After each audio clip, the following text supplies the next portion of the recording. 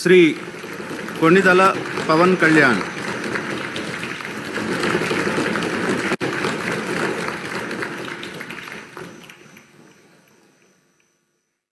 కొణిదల పవన్ కళ్యాణ్ అనే నేను శాసనసభ సభ్యుడిగా ఎన్నికైనందున శాసనం ద్వారా నిర్మితమైన భారత రాజ్యాంగం పట్ల నిజమైన విశ్వాసం, విధేయత చూపుతానని, భారతదేశ సార్వభౌమాధికారాన్ని, సమగ్రతను కాపాడుతానని, నేను స్వీకరించబోయే కర్తవ్యాన్ని శ్రద్ధాశక్తులతో నిర్వహిస్తానని దైవ సాక్షిగా ప్రమాణం చేస్తాను.